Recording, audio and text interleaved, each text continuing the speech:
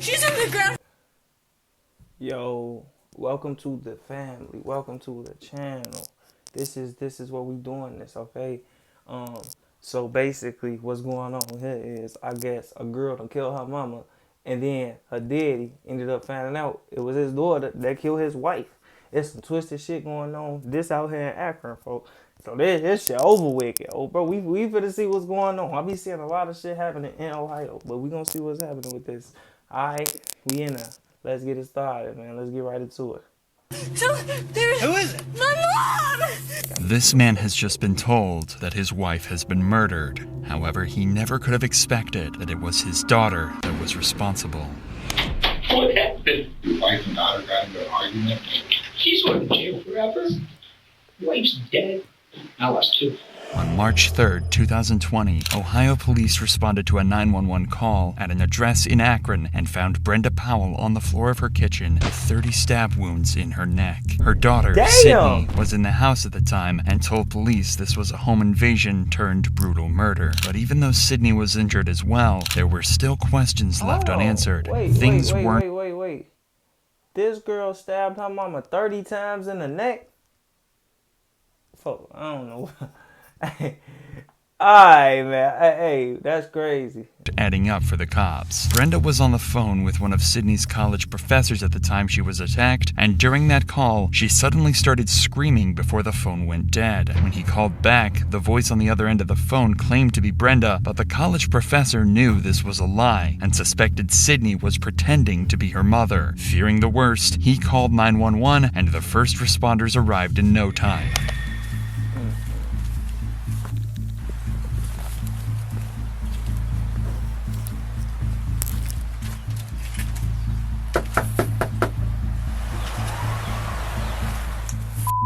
This scream, combined with being called to the location, is enough probable cause for the police to forcefully enter the home. And this is what was waiting for him when he walked inside the house. Akron Police! Akron Police! Oh, damn.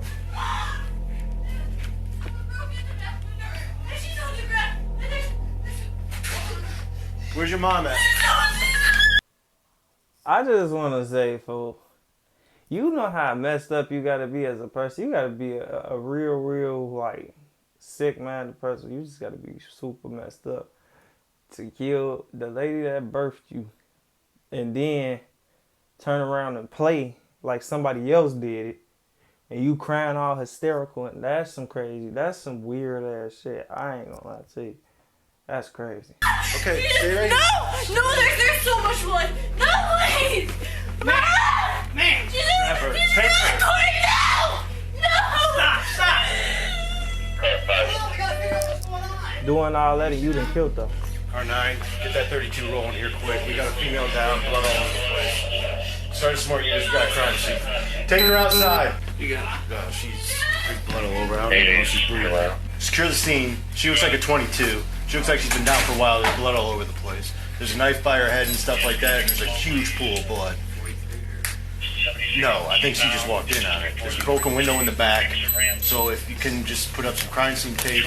As soon as AFD gets here, they're going to pronounce her, I'm sure. It turns out Brenda hasn't just been stabbed. She's also been hit over the head with an iron skillet, and her injuries are so devastating that her life If you hangs know, in the bro, if your balance. grandma had one of these, so this bitch is heavy. That ain't no light ass What's thing. going on? Shit, whatever. Come on. Is she gonna be okay? Come on. I don't... Come on. You just need to cooperate with me, all right? I want my dad. Huh? I want my dad. What happened? What's going on? What's going on? We heard a bang. We heard a bang. And she told me to get out. And then I heard screaming. So I came back and she was on the ground. Okay, you heard a I ran bang. out back. There was a bang. Someone broken. What is your name? Sydney. Are you cut? I don't think so. Yeah, you're cut I somewhere. don't think so. Yeah, your hand. No, I was helping her. I grabbed her. All right, stop. I grabbed the knife. Yeah. What's going on? You so dumb, you left the knife right there. The dad, Sydney. I don't know. Okay. I don't know. Sydney appears to have been injured as well, is suffering from shock, and struggling to hold herself together. Even the arrival of her father, Steve Powell, doesn't calm Sydney down. Police need to lock down the crime scene and try to figure out exactly what's happened. The back window's broken in! So you're gonna have to Daddy! walk inside there? So I don't know! There go was check so much the lady in the blood! house, okay? She's got minor cuts. Inside the house, there's a broken window and the knife used to stab Brenda. But something isn't quite right, as the broken window had blood dripped on the outside of it, leading police to conclude it could have only been broken after Brenda had been stabbed. However, Sydney claimed that the intruder used the window to enter and was broken before the attack, leading to the first of many inaccuracies in her story. Interesting. Somewhere that's not you. Okay, do we know who, where, which way? They last, yeah. That's the younger guy. I'm looking through here and I can see pictures. And there's a whole basement set up for what looks like. Yep, hey, sorry, I'll call you right back. Bye. All right, let me go report that. Yeah, there's guys on man. It's probably his brother. Well, I'll see if we can find out who else lives here. With such a serious case with so many unanswered questions, the cops spend some time talking with homeowners nearby. They have to try and collect as much information as possible, but right now, the only person making any sense is Sydney's father. Okay. Do you live here, sir? Yeah. Okay. That's my wife and there's my daughter. How old's your daughter? She'll be 20 in March. She's 19 today. Is she coming out? Not yet, sir. Just can't hang out. Sydney, can you tell me what happened? Huh? Sydney. Sydney. On its way? Yeah, it's coming. From where? Yeah, that's them right there. I can hear them.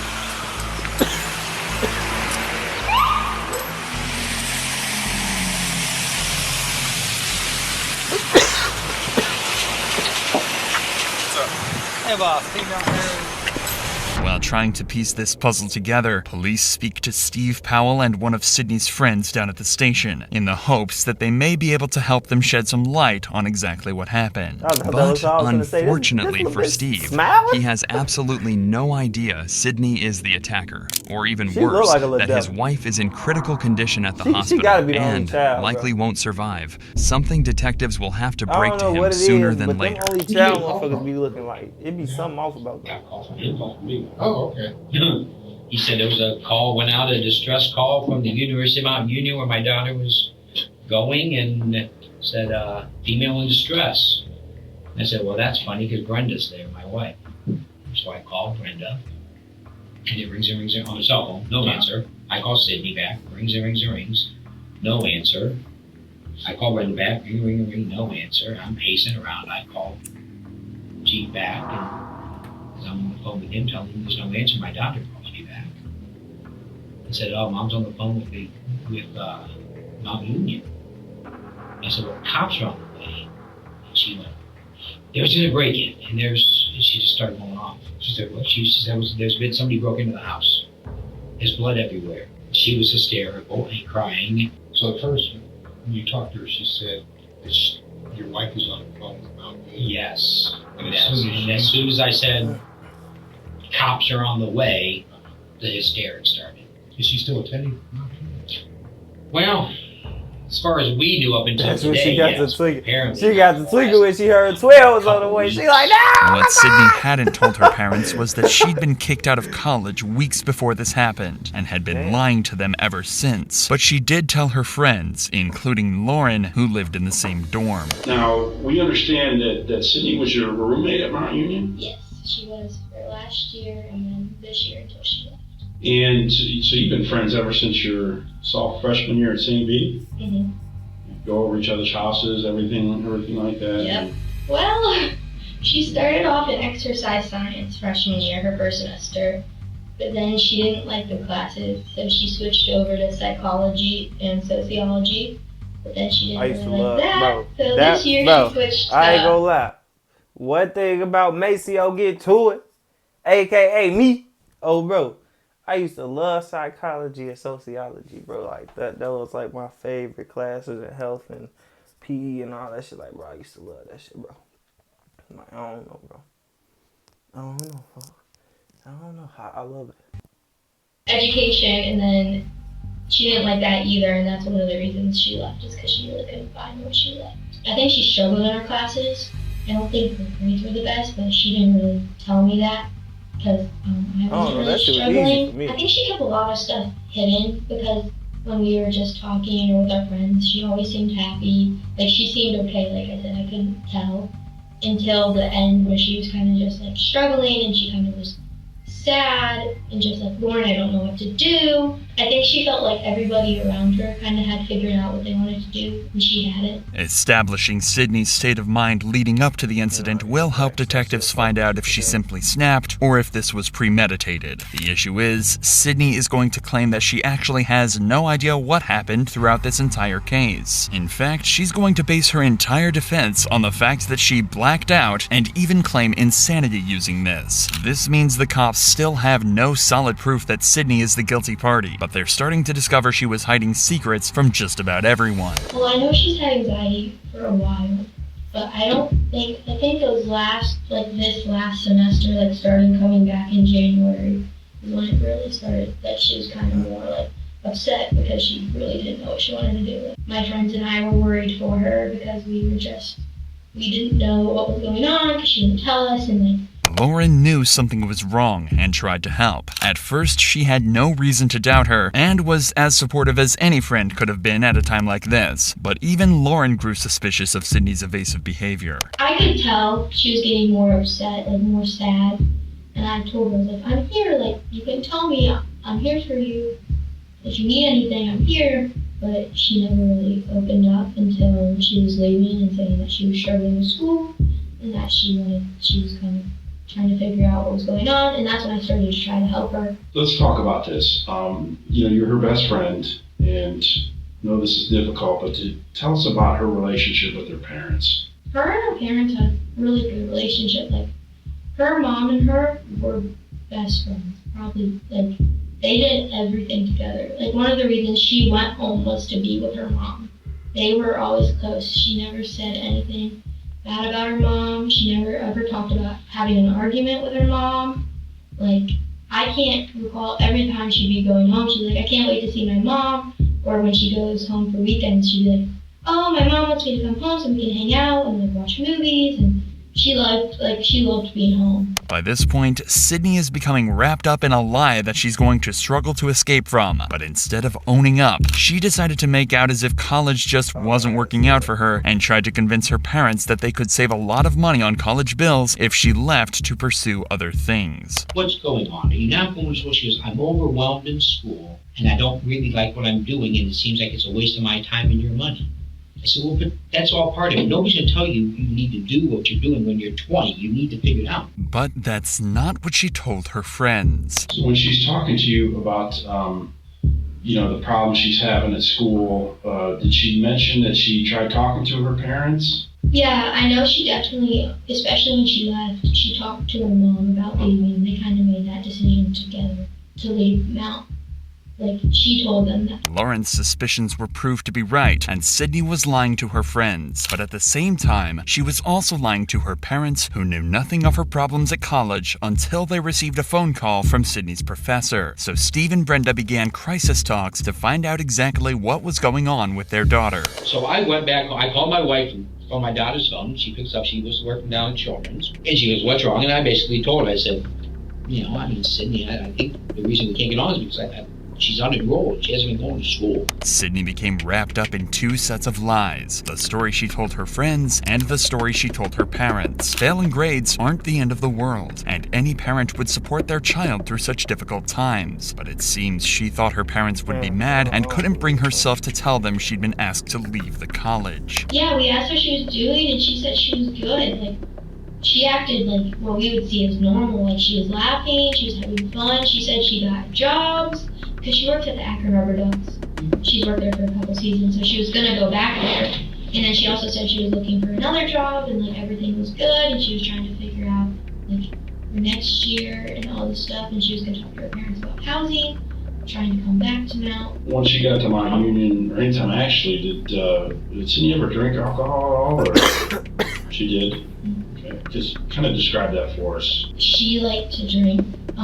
There was an incident in the fall of our freshman year where she drank too much, and she wasn't alcohol poisoned, but she did end up in the hospital. Her mom came and got her at 2 in the morning. You gotta go to the hospital for with anything related to alcohol. I usually kind of like slow her down after I'm kind of her limit because she's small. Detectives suspect Sydney snapped when Brenda was on the phone to her college professor and tried to cover up her lies by silencing her mother forever. The issue is, again, Sydney is claiming that she doesn't remember a thing, but it seems that she made some crucial and careless mistakes that let the detectives pick up the pieces. Sydney grabbed an iron skillet and beat her mother into submission before plunging a steak knife into her neck over 30 times. She then impersonated her mother on the phone and staged a break-in to try and cover her tracks. Were you able to go in the house at all? I made it in far enough to see the back fit. When you go into the front door, you come around the kitchen, you go in, you can see there's like a pass-through between the kitchen and the family room. The back of the house, I could see the right hand, there's 2 big sliding windows. I could see that window was clearly, it looked like it was busted. Went down the hallway probably about 2 feet, just you see blood all the way down the hallway. Sadly, Brenda didn't survive her ordeal and passed away in hospital. The county medical examiner came to the conclusion that Brenda had died from blunt force trauma to her head and stab wounds to her neck. They ruled her death a homicide. This left detectives to deliver the tragic news to Steve that his wife was dead. Well, not really bad news. Your wife passed away. Damn, bro. I can't imagine. Detectives investigated Sydney's claims that an intruder was responsible, but their findings didn't seem to match her story, and the evidence was painting a different picture altogether. This left detectives with one final devastating task to carry out, telling Steve that his own daughter killed his wife. What happened? I don't think someone broke into the house. I don't know if your wife and daughter got into an argument, got physical. I mean, the window was broken, but there's no forced entry into the house. Did your wife and daughter ever have like really heated arguments? No. This is not possible. Your son's outside, but he doesn't want to. My son's here? Yes. Would you like one of us to just go be with your That's, son? bro, I don't know, bro. I just feel like, bro, as a man, bro, a man that got daughters and a girl for, I just feel like that's crazy, bro, because it's like, them like your 2 women, you know what I'm saying? Them like the women of your life, the girl, the ladies of your life, like, you know what I'm saying? Like, that's your whole life right there. Like, you do everything you can to protect them and everything, keep shit from, you know what I'm saying, going left. And it's like, it end up happening from the inside, bro. Family therapy, just individual therapy, all that, bro. If y'all need to do that, on the real, call your insurance, call around, see which one, if y'all got insurance, call around, see which one, if y'all can afford it, have your insurance pay for it. But bro, that's crazy, bro. Mental health for real though, on the real. I don't know. Take your time. There's no rush for anything. It's simply impossible to imagine the turmoil Steve must be going through at this moment. His wife murdered and his daughter the main suspect. Finally, Steve realizes the detectives might be right, leaving him to deliver the news to his son. Clearly they think Sydney did this. I lost 2. She's going to jail forever. Wife's dead. You know, they're going to do everything they can to make sure that they find out exactly what happened. Nothing's definite as of yet. They still have to do their investigating. Where's Andrews? He just sit out there by himself, or is he with? Family or supposed to be. Well, yeah, I don't want anybody in here with me when I talk to him. I don't want anybody here. I just want me and him. I don't know if that's legal. I don't care. Yeah, you don't want any of that? I don't want any of you. No, I just want Andrew. So you just come and get us when you're ready, okay? You remember? I remember. They don't know. They haven't told me. They're investigating. Sydney was arrested and charged for the murder of Brenda Powell. She claimed insanity at first, saying she had almost no memory of what happened, including hitting Brenda with the cast iron skillet and fatally stabbing her. The jury didn't believe Sydney, and she was found guilty on 2 counts of murder, 1 count of felonious assault, and 1 count of tampering with evidence. Sydney Powell was sentenced to life in prison with a chance of parole after 15 years. After 15 years? She's on the ground. So That's crazy.